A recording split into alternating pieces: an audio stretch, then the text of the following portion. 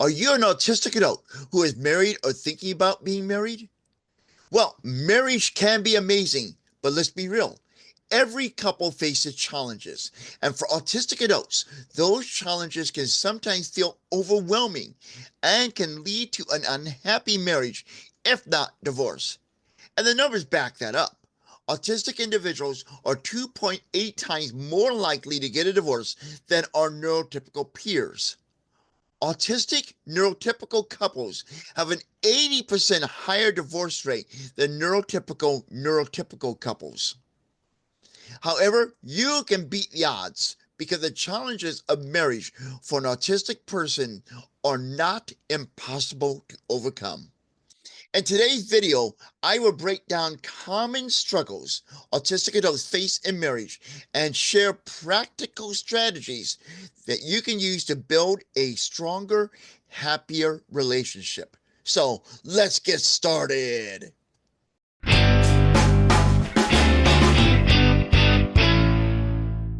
Hey, Define Yourselfers, I am the Confident Autistic. I'm an autistic adult, late diagnosed. And here on my YouTube channel, I share videos that will help you understand autism and build the confidence you need to thrive in a neurotypical world because I'm on a mission to empower you to embrace autism confidently. A big challenge in any marriage is the misunderstandings that are caused by different communication styles, such as our need as autistic adults for direct communication versus our partners relying on more subtle cues. For those of us who prefer or need direct communication, we should encourage open and direct communication between ourselves and our partners. Try saying something like, I need clarity on this, or please be direct with me. Now, in my case, I have a tendency to take things literally. So when my wife says something to me, I tell her what it means to me. And then if that's not what she meant, she will correct what she has said. So it comes across to me the way that she meant it to be intended. Additionally, you can use check ins to discuss emotions and expectations. Try starting a check in conversation with the sentence, hey, can we take a few minutes to check in with each other? Or I like to talk about how we're doing. When's a good time for us to do that? Or how have you been feeling about our relationship this week? These are great conversation starters because they will open up open and direct communications. Now, for complex communication, you may want to consider written communication, such as text or emails, or even a written letter. Now, this strategy has several benefits for you because it can give you the time you need to process what your partner is saying, and for the both of you, it could slow down the conversation so no one says something that they will regret later. For many of us in the spectrum, sensory overload, differing needs for affection, touch, and personal space can present challenges in our marriage. Now, some strategies you may wish to use to combat these challenges include setting boundaries around personal space and alone time. Maybe having a little conversation with your partner and letting them know you need some space. And it's not like the kind of space you hear in some relationships. We just need to have some space, which can scare some people to think, oh man, they want to break up with me. But, you don't want to have that fear and to set the tone. So if your partner says that to you, that does not scare you. Explain to them that when you say you need some space, some personal space, and some alone time, if nothing against them, you're just getting sensory overload, and do your best to help them understand that.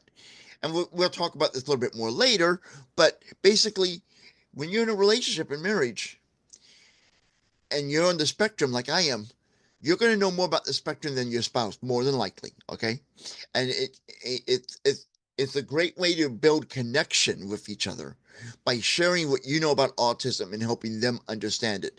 My wife and I do that all the time.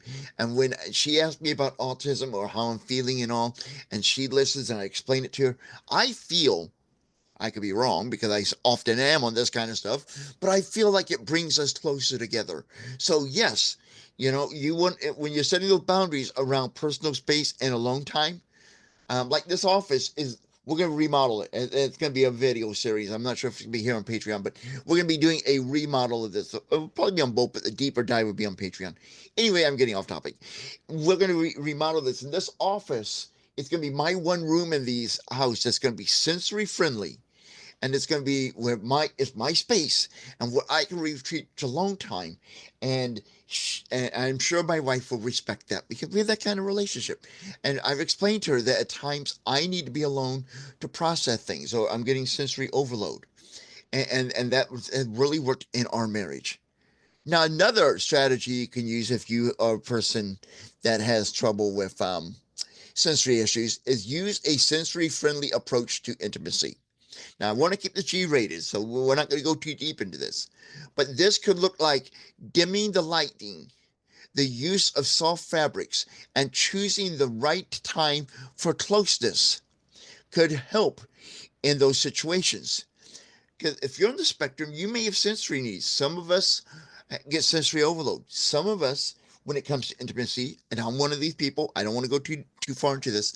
I have sensory needs and cravings, and my wife and I've learned what they are, and all, and we discussed them. We work together, and it has been a very pleasant experience for us in the intimacy area. And again, I don't want to go too deep into this, but I wanted to share that with you because it is a fact in marriage. You get married, and intimacy is going to be expected by one, if not both of you.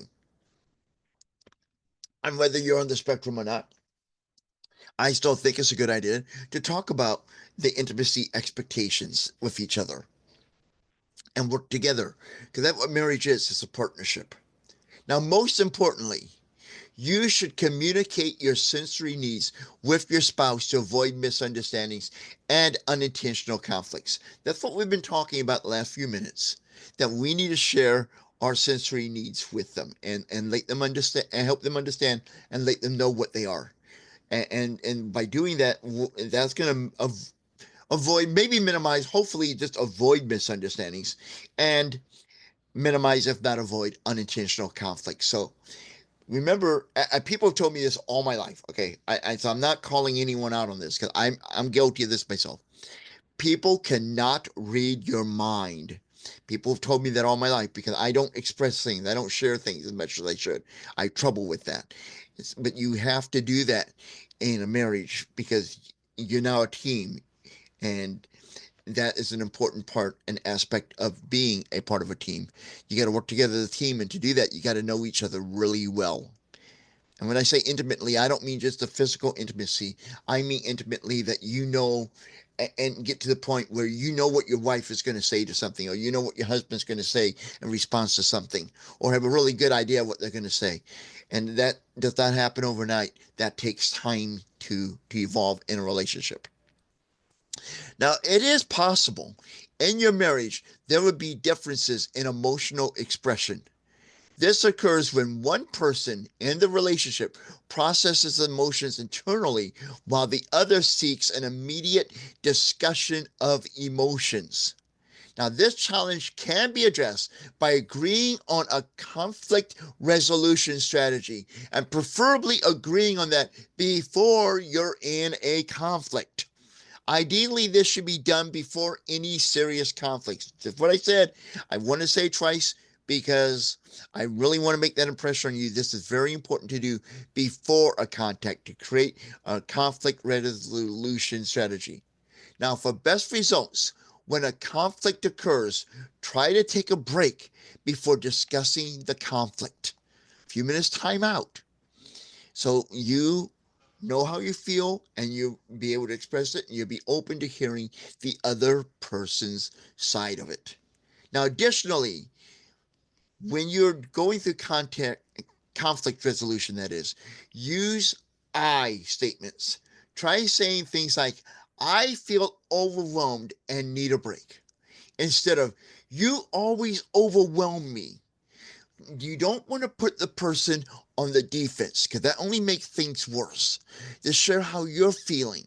Okay, and because when you put the person on defense, they're going to get defensive and they're going to attack you, and that escalates the problem. So whenever I talk to someone, whether it be my wife or when I'm calling into customer care because I have a problem with my cell phone account or whatever, right? I never attack the representative. Because if you do that, you put them on the defensive and they're less likely to want to help you because they're going to want to protect themselves. This is why I really encourage I statements and all. And it's a little bit off topic, but I think it's appropriate thrown here to give a bit of advice. When you call in and you have a problem with something like your cell phone, whatever, right? The representative on the phone, 99.9% chance had nothing to do with the problem. Okay, nothing. Often it was a mistake by the company somewhere, maybe somebody else, maybe an internal policy, maybe something that did not get ticked right on a computer screen. Who knows? Okay. And let's be honest, maybe it was our fault. We made a mistake. Don't take it out on the rep. Okay. And the same thing goes with your spouse. If you're feeling overwhelmed or whatever, don't blame them for it. Okay. Now, they may have contributed to it, but part of that feeling overwhelmed is part of our autism. This is why we want to use I statements. I feel overwhelmed and need a break. Or I feel overwhelmed when you play the stereo really loud or the TV's loud or whatever. I've said that to my wife, and she's very understanding and she will turn down the TV. Instead of me saying to you, you always have the TV up loud, it's just driving me up a wall. That would put her on the defensive and she may not want to turn down the TV and she may start picking on me for things. And that escalates into a big argument. You don't want to do that. Now, there's slight difference. Using an I statement instead of a you statement may de escalate a conflict before it becomes unmanageable. Now, it is okay for you to have a method for when your emotions get too intense. And now, this could involve writing down your thoughts and feelings before talking with your spouse. Because for some of us on the spectrum, I'm not calling in anyone out, myself included, we don't instantly understand our emotions. We can feel them, we can experience them, but we cannot put them into words. We cannot label them. This is alexithymia. Okay, I have this a lot. There are times I will start crying for no apparent reason. I know I'm feeling sad, but I cannot tell you what is causing me to feel sad. Or I'm crying for no reason. I don't even know why I'm crying. I don't even realize I'm sad. I'm just crying. Whatever. You know, you're experiencing emotions. You cannot identify them or explain them at that moment. So you take a break, write down your thoughts and feelings, maybe journal them. Do that before talking with your spouse. Then you can have it all worked out within yourself and be able to share authentically how you feel. And remember to use I statements to prevent or minimize the risk of conflicts.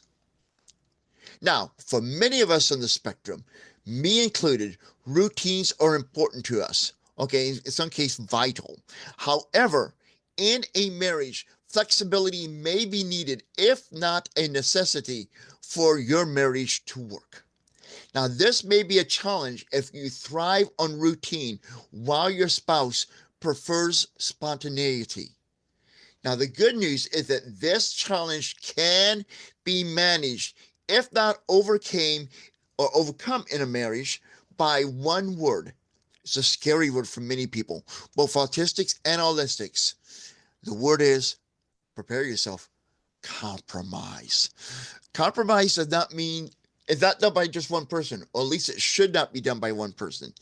Yes, we're autistic and we do need some accommodations, but it's not all about us in a marriage. It's about our spouse as well. So both parties, both you and your spouse, need to compromise, give or take. That is key to marriage. And it's been a pretty good key in my marriage. I think my wife compromises more than I do, and I'm not proud of that fact. I wish it was a little bit more balanced. But if I was to be 100% truthful with you, I really do believe she does more compromising than I do, and I'm trying to change that, but I know that's hard for me, being autistic. I'm rigid in some areas, and but I'm aware of it, and that's a good thing, being aware of it, because that means I can change it. I can work on that, and as long as I'm working on it, and my wife can see that I'm trying to work on that, I really believe that is strengthening our marriage. So when I say compromise, I'm not just talking about you. Compromise is a two-way street, meaning that both you and your spouse must be willing to compromise. That's what I've been kind of explaining the last few minutes, but I really want to get that point across to you. Compromising can start by planning structured spontaneity. Now, what is structured spontaneity? Structured spontaneity can look like setting a date night, but keeping the activities a surprise. That can help in creating structured spontaneity. You have the structure that we need as autistic adults. The structure we know Friday night, 6 p.m. to 8 p.m. could be date night. And the spontaneity, we don't know exactly what's going to happen. Could be a little bit scary, but that's going to be the spontaneity with your spouse. Now, you and your spouse could talk about the structured spontaneity and say, okay, I'm going to you're going to cave in on the structure part. Well, not cave in. That's really a bad choice of words. You're going to compromise by allowing me to have the structured time that I need as an autistic adult. I'm going to compromise by not having to plan every little detail out and keep it kind of a surprise. But here's a few things that we need to agree on, some rules of engagement, I guess you could call it, for that surprise element. And that could be, okay, I get overwhelmed at loud events, loud environments. So no, let's agree we're not going to go to a loud rock concert unless we talk about it before. That we find stuff that could be surprises, but that are in both of our comfort zones. So be sure when you are discussing compromise with your spouse, you discuss non negotiable boundaries or routines versus areas for flexibility. Like, for example, you may have a routine that you have to do it this way. To get ready to go out for a trip, you have to do all these things. And that's a deal breaker. And then, okay, I'm willing to be flexible on these things. And that's going to be a good key in marriage is compromise. I think that's probably one of the most important things along with honesty and trust are key ingredients for a good, long-lasting marriage. Another difficulty, or another difficult, 3, 2, 1. Another difficult part of any marriage is the challenge of dealing with social obligations or differences in comfort levels in social settings and dealing with in-laws. Now, to address your level of comfort in social settings, create a clear exit plan for overwhelming events and be sure to share that plan with your spouse. Or better yet, you and your spouse should develop a plan together. Now, this could agree with having this plan, an exit strategy. Maybe there's a key phrase that you would use or your spouse would use to indicate to the other, we got to go. Okay, without making a big scene or driving, being obvious to people. I saw an episode of The Honeymooners. I love old TV shows like that. The Honeymooners, Jackie Gleason, Art Carney. It was great. And they had this, I guess it was a kind of a code that if they were getting uncomfortable, either one of them was, well, it comes from the episode. I don't know if it was actually part of the episode, but it comes from it. Where one of them would say to the other, I think I'm getting a headache, or I'm starting to get a headache. And that would be a subtle cue to say, we got to go. I'm not feeling comfortable. I need to leave. You can come up with something like that. And nobody at the party or the event will realize that you're trying to politely say, this party stinks. This party sucks. It's overwhelming. I don't like the people around here. There's a weird smell in this room. The noise is too loud, so you don't offend your guests or other people. Have that little code phrase that can really help you find a safe exit where your partner knows what you mean and you know what they mean when they say it. And even though if you're having a good time or they're having a good time, the most important thing in your marriage is your spouse. Okay? Good times are great to have. I'm not against them. But if your spouse is not comfortable, or if you're not comfortable, your spouse should recognize that and put that above everything else in the life. Because marriage is a lifelong commitment, or it should be. And if we don't put our spouses first, they may put something else first. And that be a divorce lawyer and leave with half of our stuff. So really, Remember to take care of your spouse, and they should take care of you. And by taking care of them, you're setting the tone and the expectation that you expect them to take care of you. And if they don't, you deserve to be, we'll talk it out first. But if it continues and you cannot get to a resolution, you deserve to be a person that really fully accepts you and loves you for who you are and will take care of you, and that you love enough that you will take care of them. And remember that secret word, compromise. That's a key part of marriage. Now, while you're discussing your exit plan with your spouse, getting back to what we're talking about, when you're in a social situation that's uncomfortable, be sure to share, if not set, social expectations in advance. Now, you can try saying, I'll stay at this party for 1 hour, then I need to leave, or then I need a little break, whatever it is. But you can come up with your own and work together with your spouse and come to an agreement. Now, in-laws can be challenging, okay? And this was a big thing for me when I was dating and was serious about getting married. I did not want to wind up being Fred Flintstone, who had a mutter around, I love my mother-in-law, I love my mother-in-law, I love my mother-in-law. I really, truly wanted to love my in-laws. So that was a very important thing when I was dating, that I met my at that time, girlfriend's family before we even got engaged. And I wanted to make sure I was comfortable and I liked the in-laws and my future potential in-laws, and that they liked me. And that was very important to me. But regardless if you went through that or you did not before you got married, or before you found out that you were on the spectrum, which I was not on the spectrum when I started dating, in-laws can be challenging. However, you can try, when you're comfortable, educating your spouse's family about autism to foster understanding. However, for some of us on the spectrum, it may be easier if our spouse starts the conversation with his or her family, as he or she knows them better and would know how to start that conversation where the family be most receptive to it. And it might be best if both of you share how autism challenges you and your marriage, and how the both of you are overcoming those challenges to foster your marriage and to help your in-laws foster understanding of autism. Now, I don't want to scare you about marriage and being on the spectrum.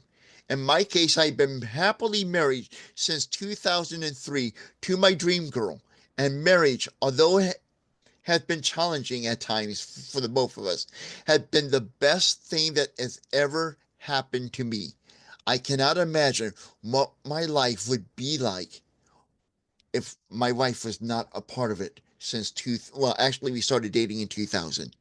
The important thing that you need to remember about marriage is not about being perfect. Marriage is not about being perfect. Marriage is about understanding, adapting, and growing together. And that is done through open and honest communications. If you feel comfortable, please share your thoughts on this video and any strategies you have used to help you thrive in marriage or any romantic relationships. And if you found this video helpful, hit the like button and subscribe. When you subscribe, do not forget to ring the bell to be notified of new videos and when I go live for my weekly Q&A session. Until next time, I am the Confident Autistic, Chris Mitchell, reminding you that you are an amazing person, and I am always here to empower you to embrace autism confidently. Join me live Thursday nights for the Confident Autistic Live, where I answer your questions, we discuss this week's videos, offer support, and more. The fun starts Thursday at 7 p.m. Central Time in the US of A. Be sure to click the bell when you subscribe to the channel to be notified when the party begins.